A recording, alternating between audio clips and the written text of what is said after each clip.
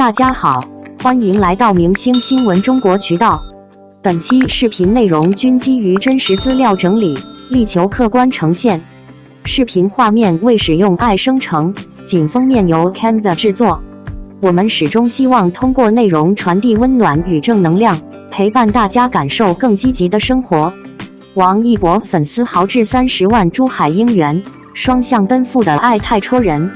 王一博的粉丝们又搞了一波大动作，在珠海直接豪掷30多万，为他准备了一场盛大的姻缘活动。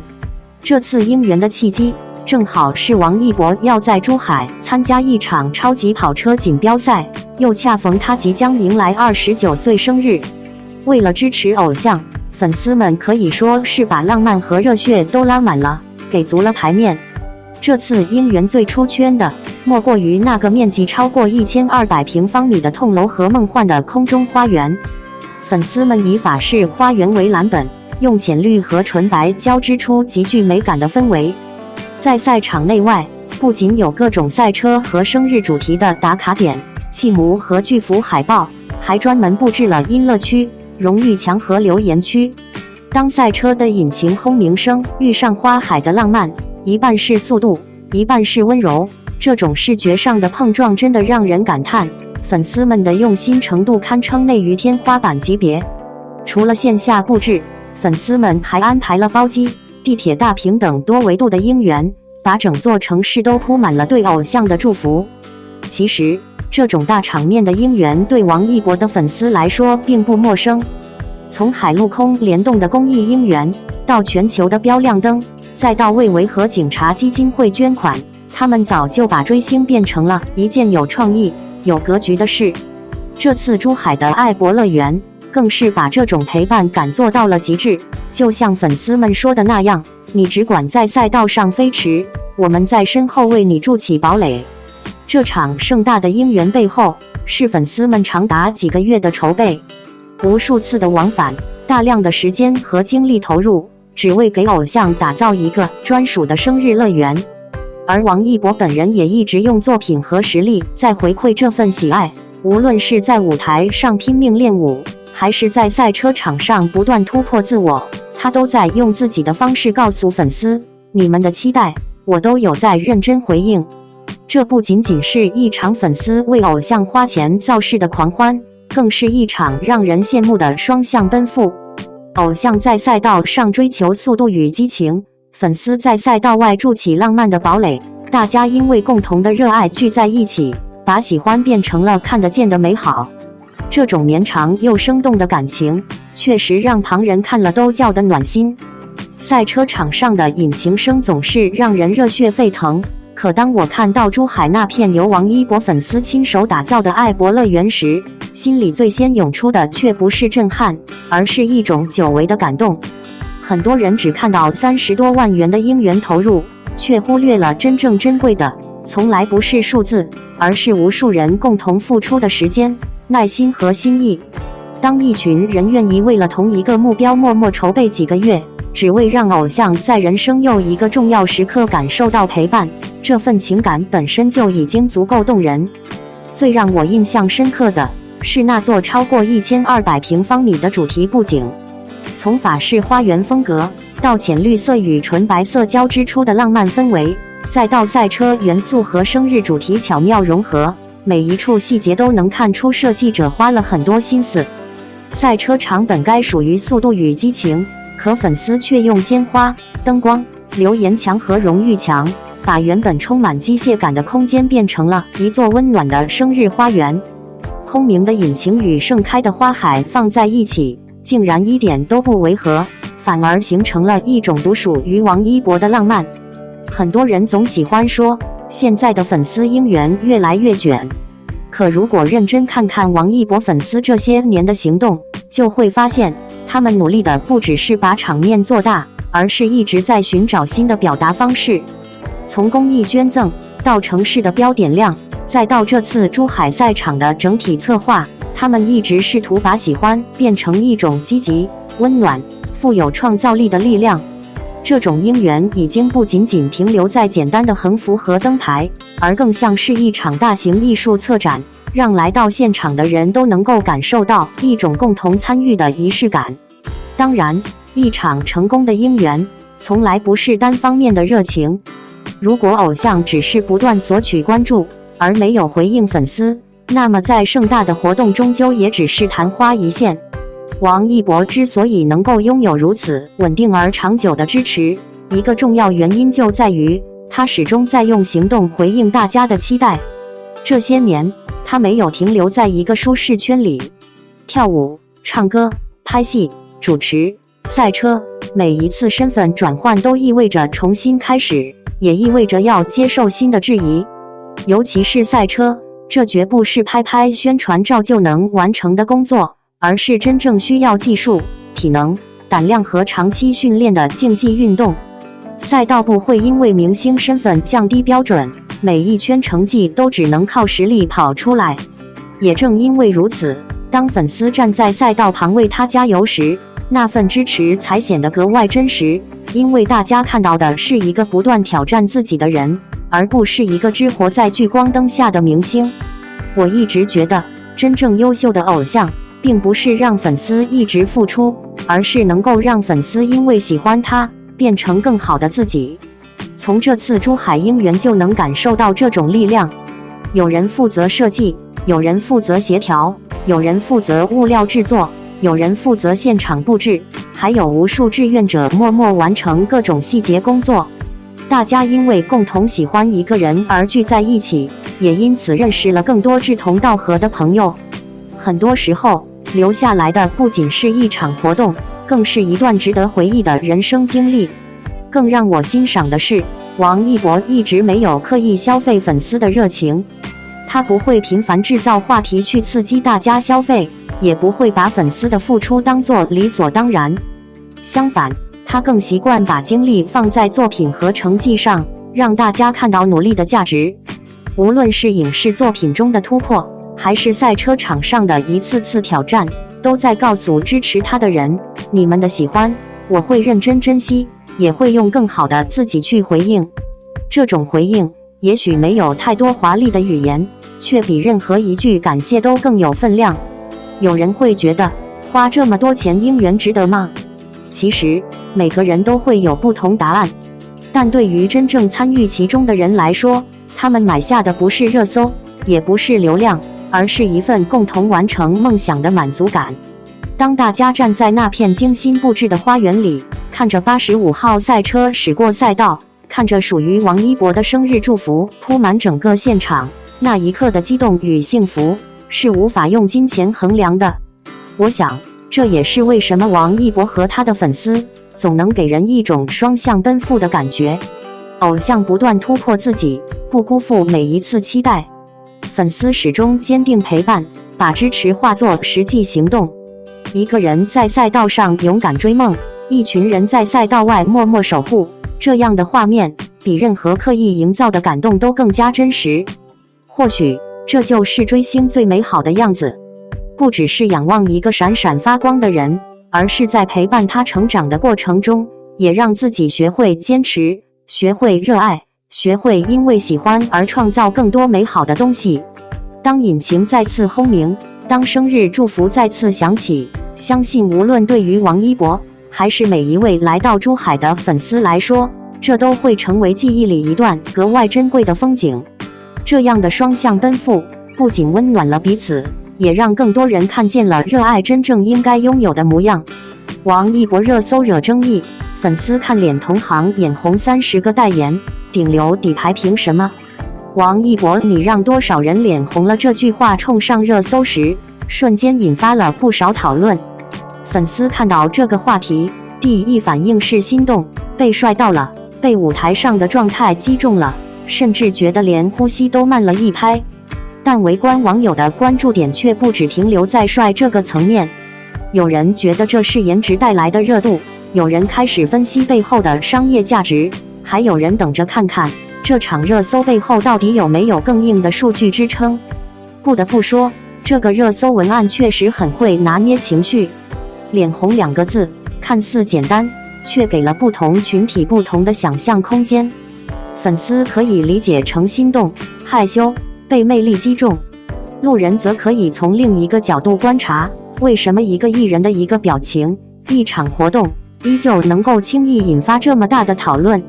镜头里的王一博一直以来给人的印象都是清冷、克制，不太善于主动表达。他不是那种时时刻刻制造热闹的人，甚至很多时候话并不多。但偏偏这种性格在某些瞬间形成了强烈反差，偶尔被调侃到不好意思，耳朵微微发红，镜头一推过去，评论区往往立刻陷入一片救命的氛围。这种反差感在娱乐圈并不少见，帅气的艺人露出害羞的一面，顶流被网友调侃，粉丝疯狂输出情绪，类似的热搜其实隔一段时间就会出现一次。但这一次，有些网友没有只关注外貌，而是顺手把另一笔账翻了出来。大家表面讨论的是被帅到脸红，实际上很多人在思考，一个艺人到底凭什么能够长期保持存在感？说到底，粉丝的喜欢是真实存在的，市场竞争的压力也同样真实存在。一个艺人如果天天活跃在公众视野中，曝光量自然容易维持。但王一博并不是那种高频刷屏型艺人，公开露面的节奏相对克制，可商业影响力却一直保持较高水平。这种低曝光、高存在感的反差，反而更容易引发外界讨论。有一些网传榜单显示，王一博的商业合作数量长期处于行业前列，甚至出现过30多个品牌合作等说法。不过，面对这些数字，也需要保持理性。不同榜单的统计方式并不完全一致，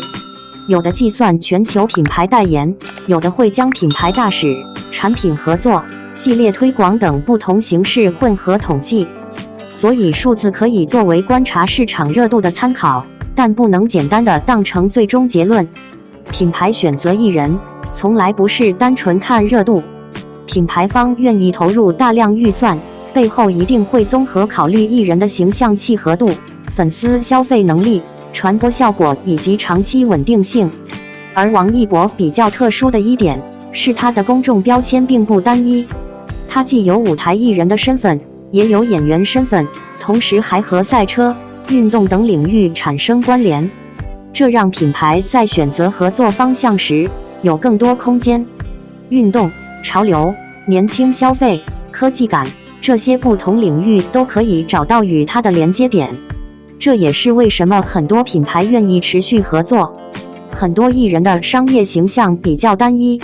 可能今天代言饮料，明天依旧围绕饮料展开，只是在换不同包装和不同宣传方式。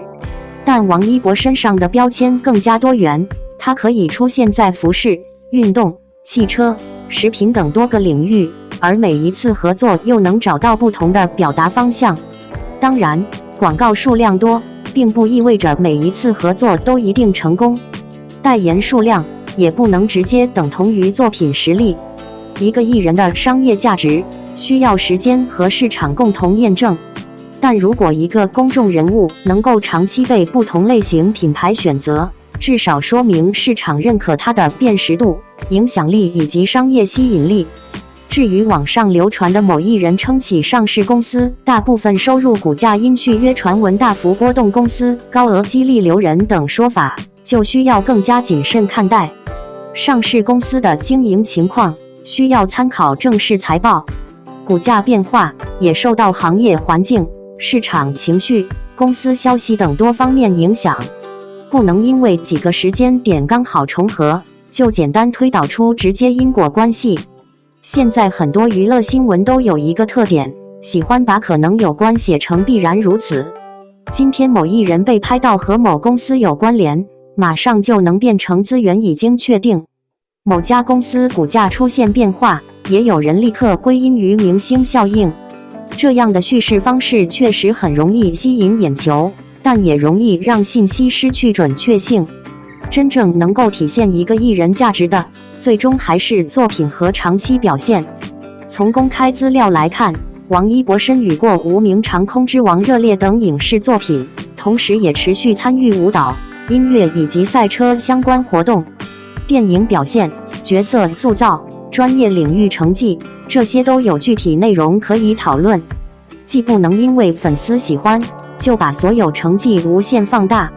也不能因为部分观众无感，就否定一个人的努力和成果。演员最怕的就是最后只剩下热搜截图。真正有价值的是，观众愿意走进影院看作品，看完之后愿意讨论角色。至于能不能获得奖项认可，则需要交给行业评价和时间沉淀。没有任何人能够提前替未来盖章。赛车同样如此，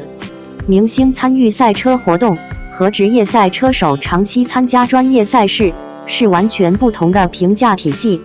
能够参与比赛、认真训练、完成赛事，并取得一定成绩，这本身值得肯定。但如果把一次比赛经历直接包装成职业级成就，就未免有些过度宣传。我觉得王一博身上比较特别的一点，是他给人的感觉并不急于向外界证明什么。娱乐圈最不缺少制造存在感的方法，很多艺人恨不得每天出现在公众视野里，不断制造话题，维持热度。但王一博的节奏相对安静，工作之外，他也经常被关注于攀岩、骑行、赛车等兴趣领域。这种相对低频的曝光，反而制造了一种稀缺感。稀缺感会让粉丝觉得他更有底气，也会让市场重新评估他的价值。不过，一个艺人的成功从来不是单一因素决定的，个人魅力、团队运营、作品选择、品牌周期以及粉丝结构都是其中的一部分。如果把所有成绩简单归结为他就是厉害，其实也是一种过度简化。更有意思的是，面对脸红这个热搜，不同群体的反应其实代表了不同视角。粉丝关注的是情绪价值，觉得一个瞬间就足够让人心动；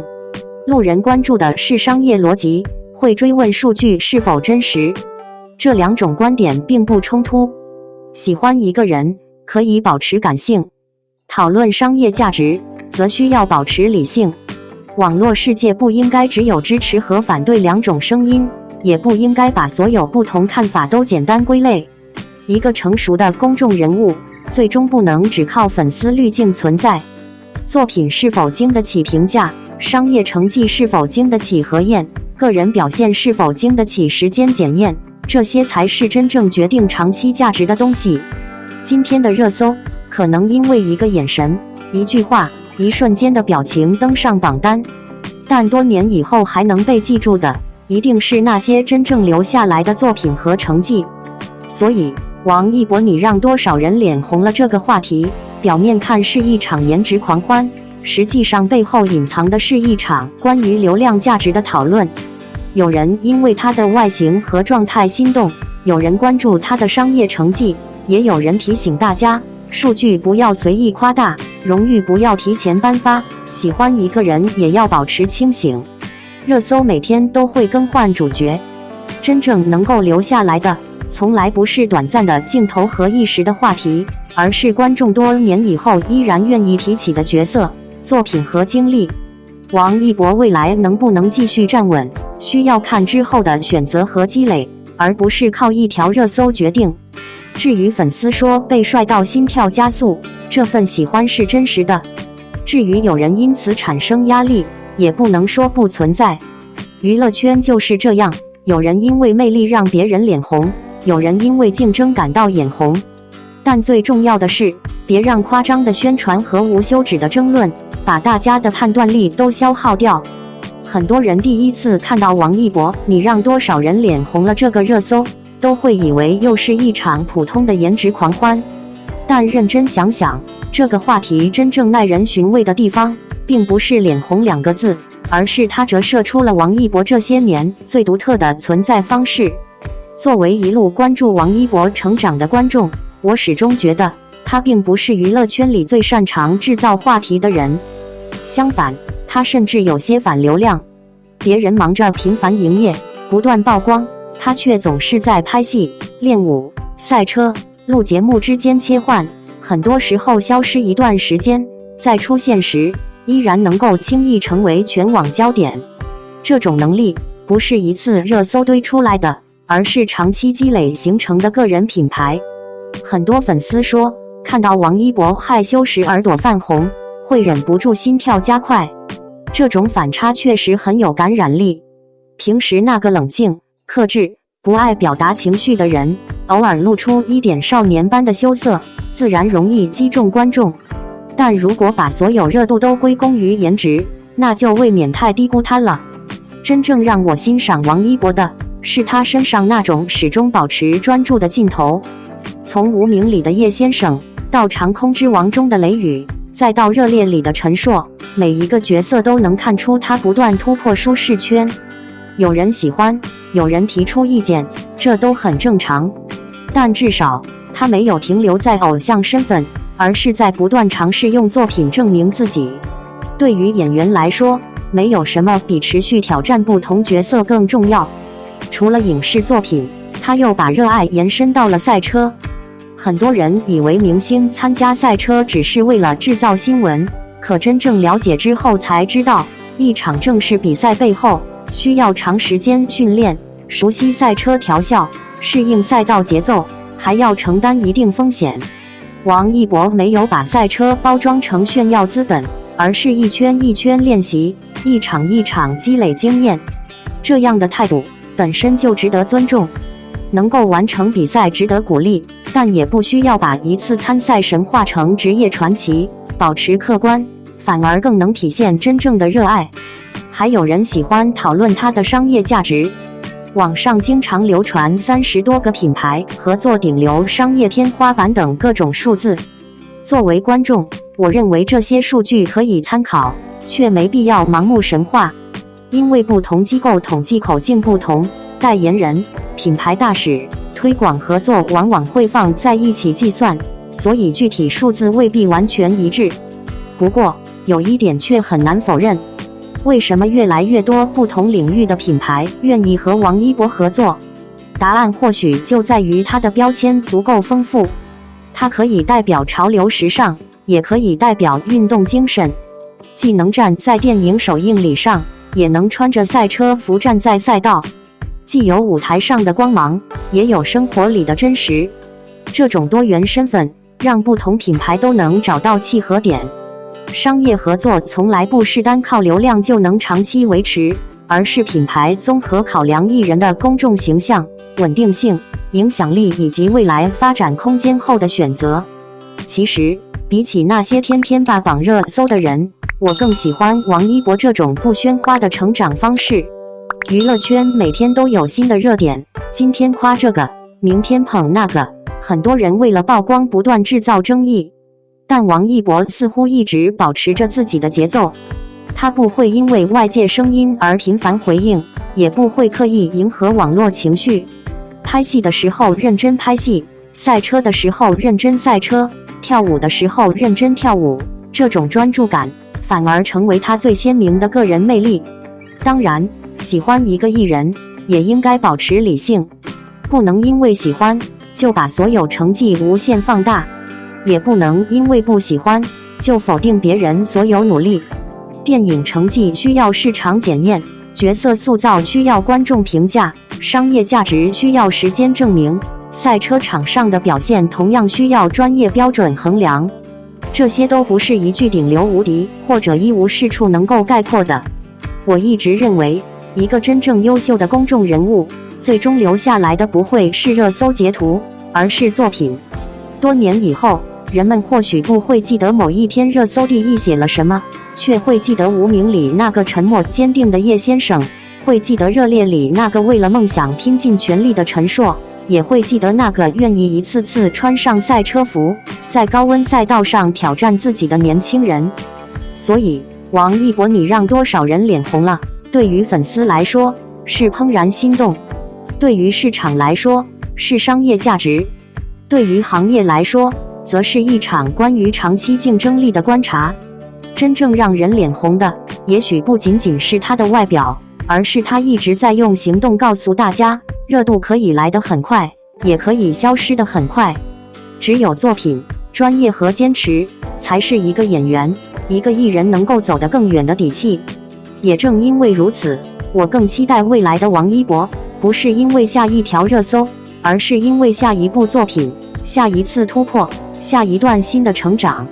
当掌声散去，流量退潮，仍然有人愿意走进电影院，为他的角色停留，为他的努力鼓掌，那才是属于王一博真正的底牌，也是一个演员最珍贵的价值所在。王一博29岁生日版头被夸太漂亮，摩托姐姐连夜修图，修出来的是饭圈最值钱的体面壳子。一张生日版头竟然能被无数人夸到太漂亮了，这件事本身其实就已经说明了很多问题。如今的内娱，真正被追捧的东西早已不只是作品和演技，有时候比作品更容易被看见的是粉丝为偶像精心打造出来的那层体面外壳。灯光一打，滤镜一开，任何人都可以显得年轻、精致、高级。可如果真的把这层外壳揭开，会发现里面交织着流量、情绪、消费和自我感动，共同组成了一场庞大的情感游戏。说到底，这类生日应援最吸引人的地方，从来不是那张图究竟有多精美，而是它背后隐藏着饭圈里一套复杂的情感逻辑。粉丝表面上是在制作一张生日图，实际上更像是在完成一份属于自己的情感答卷。他们需要证明自己还在喜欢，需要证明自己没有掉队，需要证明自己依然愿意为一个人熬夜、创作、花钱、投入精力。那句我家值得，往往比海报上的任何文字都更加响亮。不要把这些生日物料想象得过于浪漫。饭圈最擅长的一件事，就是把付出包装成爱，把疲惫包装成支持，把不断竞争包装成热情。一个看似简单的生日图，背后可能是几个人连续熬夜修改10几版，字体怎么选，颜色怎么搭，构图如何调整，氛围词应该如何表达，都可能引发长时间讨论。最终呈现在大众眼前的，很多时候并不完全是偶像本人，而是粉丝群体心中那个他应该成为的样子。王一博这种类型的偶像，恰好非常适合被粉丝塑造成高级感的代表。他的公众形象较为统一，气质偏冷感，职业标签清晰，外形条件突出，再加上长期经营出的舞台和影视形象，使得很多粉丝很容易在他身上投射一种少年感永远不会消失的想象。29岁依然被形容好嫩，听起来像是一句单纯的夸奖，但从另一个角度看，这也是饭圈常见的一种时间冻结。粉丝希望偶像永远停留在最美好的阶段，希望成长不要带来变化，希望年龄只是一个无关紧要的数字。于是29岁被重新解释成少年感，变化被重新包装成稳定，成熟被刻意忽略，偶像仿佛成为一个不会老去的数字化标本。这也是流量时代最微妙的地方，它会把年龄焦虑包装成少年感，把害怕衰老包装成状态保持得很好，把对偶像的消费包装成陪伴成长。粉丝嘴上是在祝福偶像，实际上也在维护自己的情感投入。偶像每增长1岁，粉丝似乎都需要重新确认一次，曾经投入的时间、金钱和感情并没有白费。这是一种很复杂的心理，喜欢是真的，投入也是真的，但其中也夹杂着对失去、变化和结束的恐惧。如今内娱的生日应援早已经不只是简单的祝福，而逐渐演变成一种视觉和组织能力的竞争。手作、创意、巧思这些词在饭圈里已经被不断升级。表面上大家比的是审美，实际上比的是组织能力、执行能力、资源整合能力，以及谁更愿意投入时间，谁能做出更精致的物料，谁能让生日话题获得更高曝光，谁能让一张图片在社交平台快速传播，谁就拥有更强的话语权。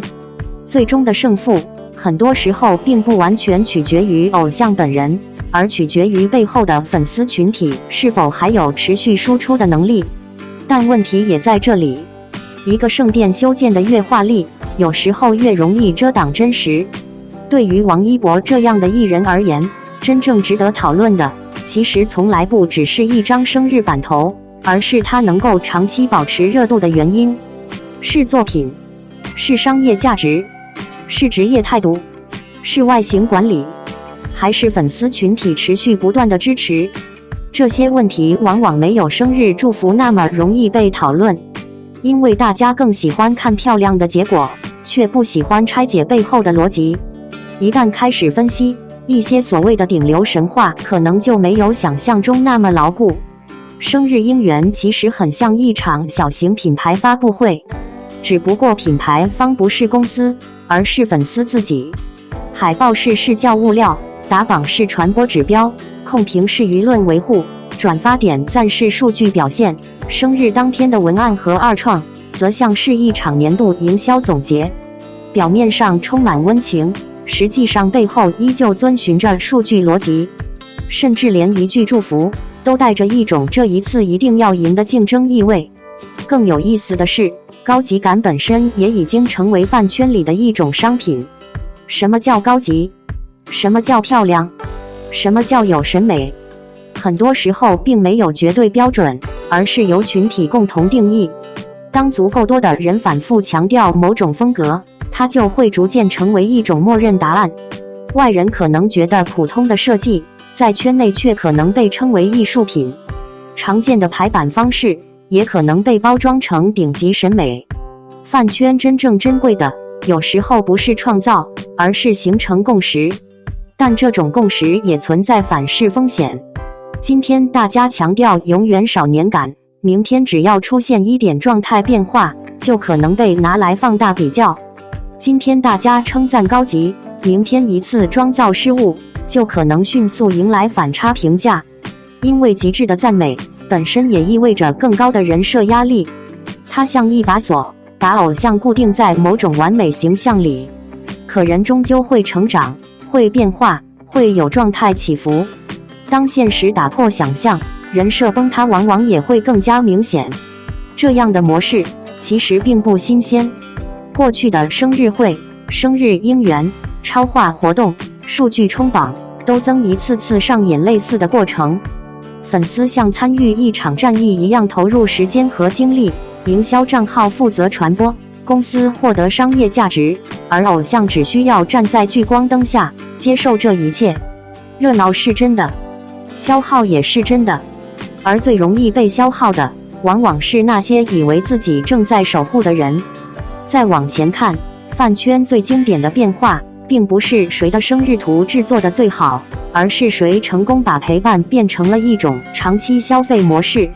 从早期粉丝集资，到后来生日打头，再到如今视觉物料不断升级，本质其实没有改变。他把对一个人的喜欢拆分成无数个具体任务，然后告诉粉丝，这些都是爱的证明。于是人们心甘情愿地投入时间、金钱和情绪。内娱最精明的地方就在于，他很少直接告诉粉丝，你来替我工作。他更常说的是，谢谢你们的爱。一句轻飘飘的感谢背后，却可能连接着一整套情绪和劳动转移机制。粉丝制作物料，维护形象，控制舆论，参与争论，替偶像承担外界压力。最后，他们还需要在自我感动中告诉自己，这一切都是值得的，因为他会看到。但问题是，他到底看到了多少？没人能够真正确定。平台会看到数据，品牌会看到价值，市场会看到影响力。可那些凌晨修改出来的图片，那些熬夜完成的文案，那些为了抢时间发布而付出的精力，是否真的抵达偶像本人，可能又是另一回事。很多时候，偶像看到的是团队整理后的成果，而不是每一个普通粉丝背后的付出。所以，当一张生日版头被夸到极致时，其实很值得思考。表面上，人们是在夸一个29岁的男艺人依然年轻，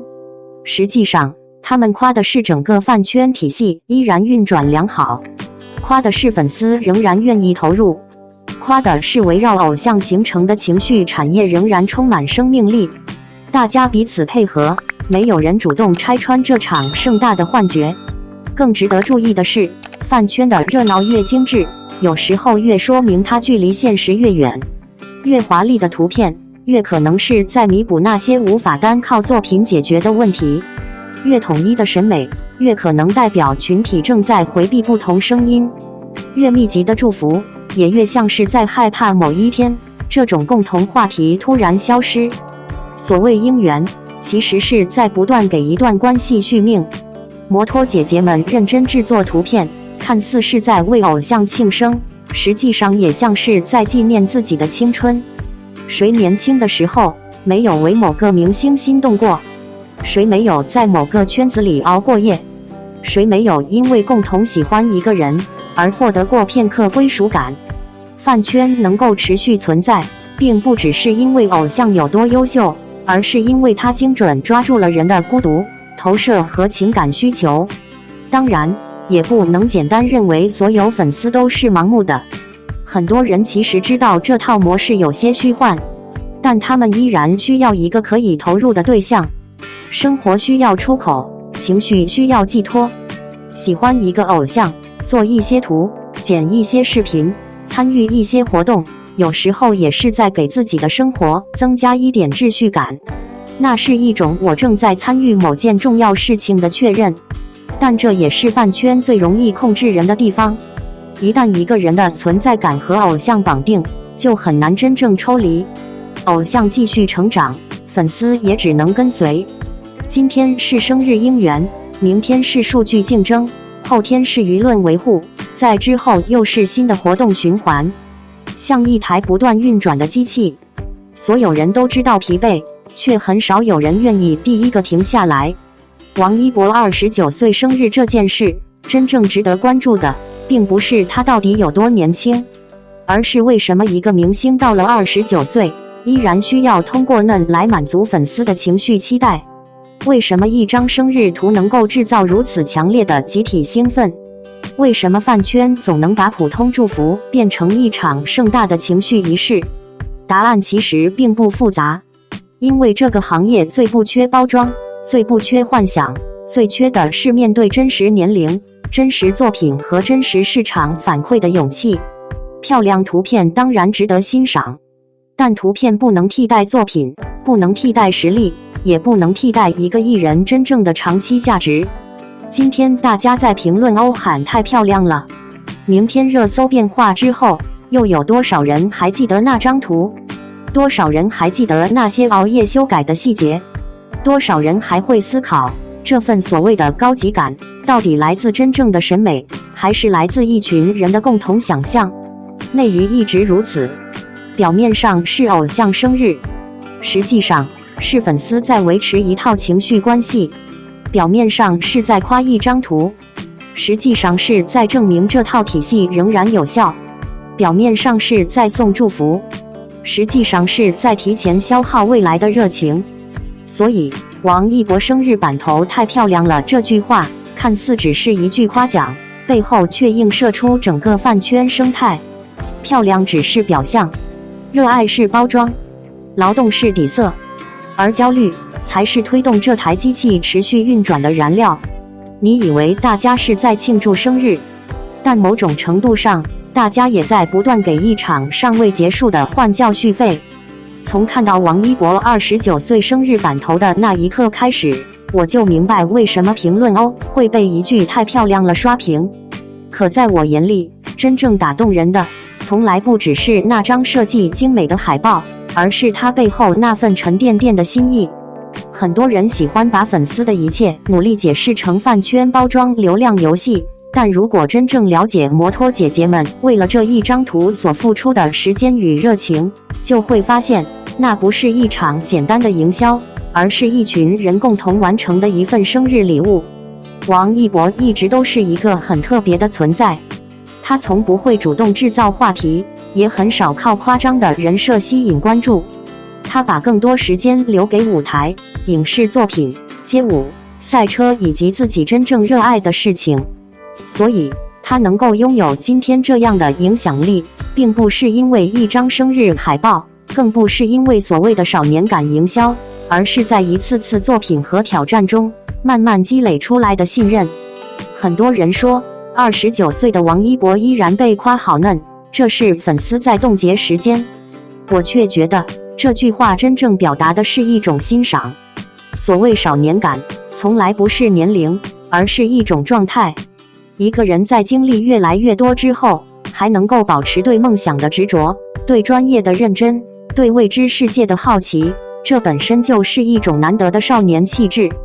王一博这些年不断尝试新的领域，无论是影视、音乐、街舞还是赛车，他都没有选择最轻松的路，而是不断挑战自己。这样的精神比一张修图更值得被称赞。当然，没有人会否认，粉丝为了生日版头确实付出了很多努力。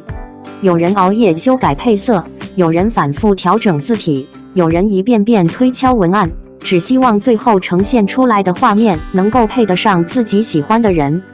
这份认真，也许外人无法理解，但它绝不是一句自我感动就能概括。因为喜欢，本来就会让人愿意投入时间和心血。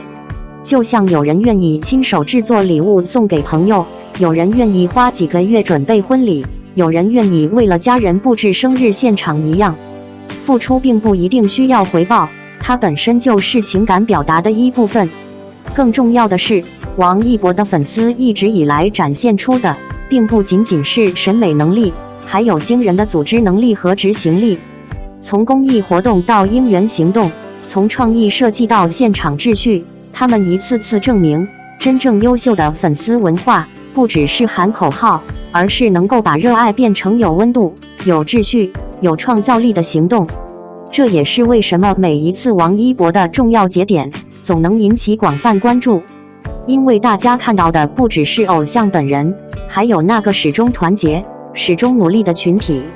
有人认为这些漂亮的视觉物料掩盖了作品的重要性，但如果认真观察王一博的发展轨迹，就会发现他的每一步几乎都离不开作品和实力。没有陈情岭的突破，没有街舞节目里的专业表现，没有电影作品里的不断成长，没有赛车场上的坚持，没有纪录片里的真实探索，仅凭几张漂亮图片，根本不可能支撑今天的影响力。真正能够长期站在聚光灯下的人，最终还是要靠作品说话。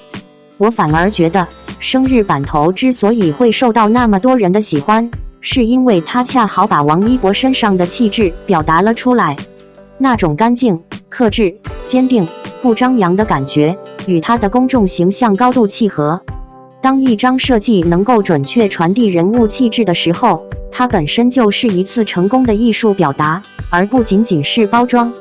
其实，每一位粉丝都知道，偶像会成长，会变化，会成熟，没有人能够永远停留在20岁。大家祝福29岁的王一博，并不是害怕时间流逝，而是在陪伴中见证成长。从青涩少年到成熟演员，从舞台爱豆到赛车手，再到不断突破自己的探索者，年龄增长带来的不是失去，而是越来越丰富的人生经历。这种成长本身就值得庆祝。很多人喜欢用商业价值、流量、数据去解释王一博的一切，但真正能够让人持续喜欢这么多年，一定还有数据之外的东西。那是他的职业态度，是遇到困难时依旧坚持训练的韧劲，是面对质疑时选择用成绩回应，而不是靠争论证明自己。正因为如此，粉丝愿意一次又一次投入热情，也愿意把最好的祝福送给他。29岁，对于任何人来说，都只是人生新的开始。对于王一博而言，这一年或许意味着更多挑战，也意味着更多可能。生日版头终究会被新的热搜取代，漂亮的图片也会慢慢翻篇，但真正留下来的是大家共同见证过的成长，是那些一起走过的岁月，也是无数人因为喜欢一个优秀的人而努力让自己生活变得更加丰富、更加有热情的过程。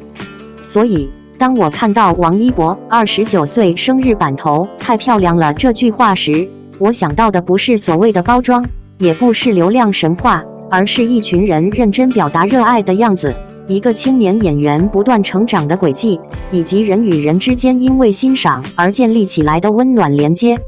这样的生日，不只是属于王一博，也属于所有一路陪伴他走到今天的人。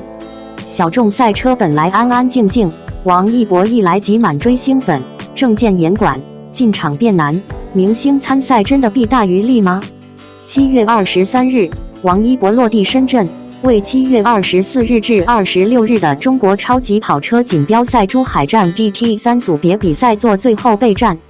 85号赛车重返珠海，这条赛道是他2024年10月首次参加 GT3 比赛就拿到全场冠军的地方。按理说，这是个小众赛事圈子里值得高兴的事，但过去2天，赛车圈吵翻了天。事情的导火索是7月22日，知名车评人严闯在微博上发文，指责 China GT 因为某个明星参赛导致安保升级，家属进不来，行政进不来，技师不够用，理疗师也不批证件。他还说，这位明星带一群过去、现在及未来都不会看赛车的假观众，甚至翻出旧账说上一次把摩托圈搞臭了。虽然没点名，但7月21日公布的参赛名单上，王一博赫然在列，指向谁不言自明，一时激起千层浪。安保升级到底冤不冤？7月23日 ，China GT 官方正式回应，赛事全程严格依照大型群众性活动管理相关法规规范开展证件制作与人员核发工作。安保方案的升级是基于预估人流规模进行的合规细化完善。这话说得官方，但背后的逻辑不复杂。王一博参赛的消息一出，近25万张门票售罄，上海站的门票更是提前45天就卖光了。一个小众赛事突然涌进几万人，公安部门不可能不提高安保等级。证件审批收紧，本质上是人多了以后的安全管理升级，不是针对某个明星的特殊待遇。有网友翻出严闯过去的言论，发现他曾在2017年因驾车过失致人死亡。也有人指出，这次 China GT 由小米冠名，而严闯此前公开与小米割席，质疑他吐槽的动机。这些场外因素让争论变得更复杂，但抛开个人恩怨不谈，核心问题其实只有一个：明星带来的巨大流量和小众赛事的原有秩序到底能不能兼容？流量是把双刃剑。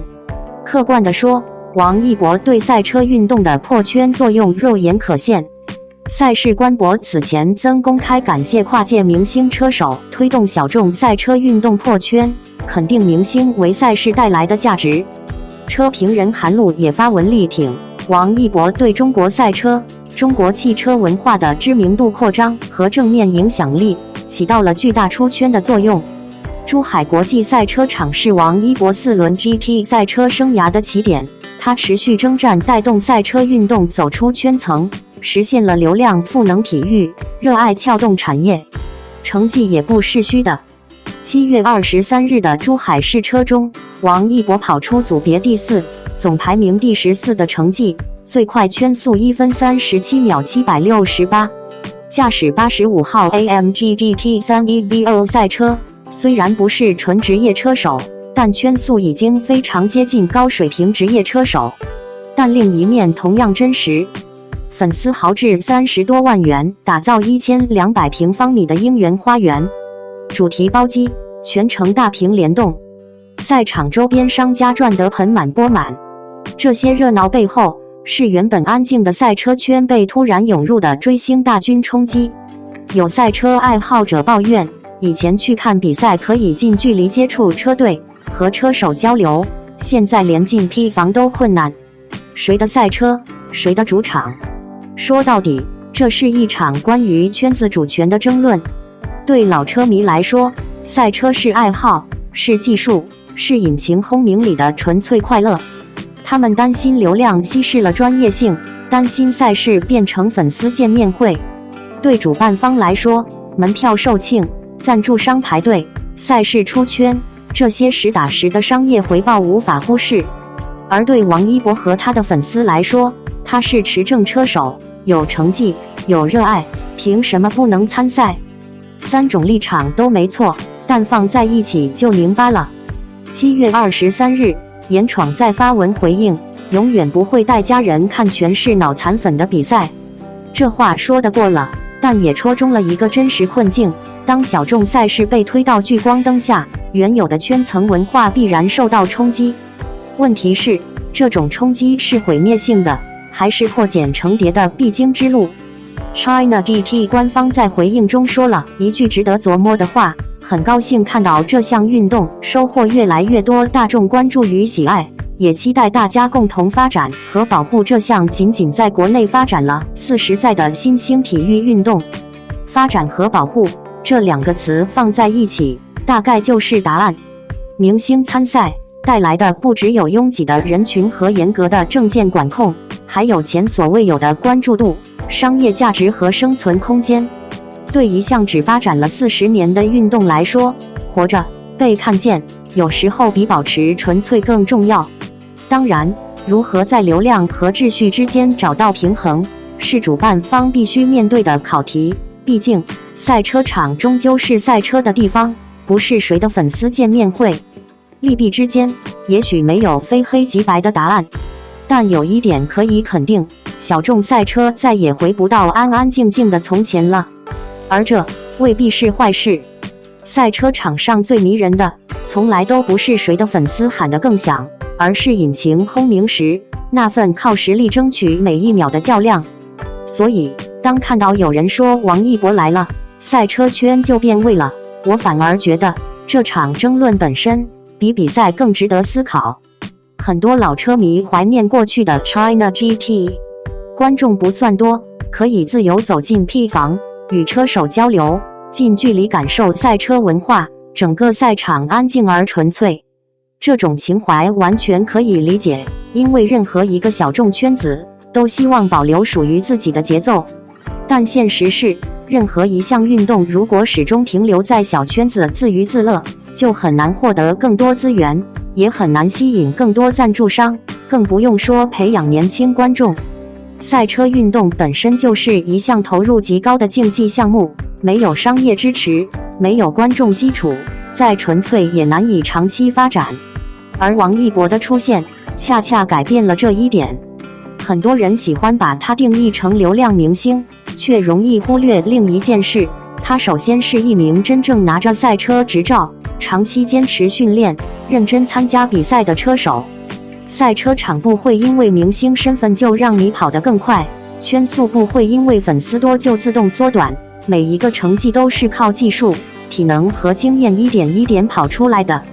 这也是为什么当他一次次站上赛道时，越来越多原本不了解赛车的人开始关注 China GT， 开始知道 GT3 是什么，开始认识 AMG GT3 EVO， 甚至有人第一次因为王一博走进赛车场，最后却真正喜欢上了赛车本身。这其实就是体育最希望看到的事情，让更多普通人了解一项运动。当然，不可否认，流量确实带来了很多变化。门票提前售罄，安保等级升级，证件审核更加严格，维修区管理更加规范，老车迷觉得体验下降，这些感受都是真实存在的。尤其对于长期支持赛车文化的人来说，他们担心赛车场变成大型追星现场，担心真正讨论赛车的人越来越少，这种焦虑完全能够理解。但是，把这些问题全部归咎于王一博，并不公平，因为真正决定安保标准的，从来不是某一个明星，而是赛事整体的人流规模和公共安全要求。当数万人同时涌入一项原本只有几千名观众的小众赛事时，任何主办方都会提高安保等级。这不仅是对明星负责，更是对所有观众、工作人员以及参赛车队负责。如果今天来参赛的是另一位拥有同等影响力的公众人物，结果其实不会有什么不同。真正值得讨论的，不是谁来了，而是主办方如何在发展与保护之间找到平衡。一方面，要欢迎更多新观众进入赛车场，让赛车文化真正走向大众；另一方面，也应该尽量保留老车迷最珍惜的观赛体验，比如优化 P 房管理，完善观众分流，增加专业互动区域，而不是简单的一刀切限制所有人。只有这样，流量才能真正转化为赛车文化的发展动力，而不是制造圈层之间的对立。其实，观察王一博这些年的轨迹，会发现一个很有意思的现象：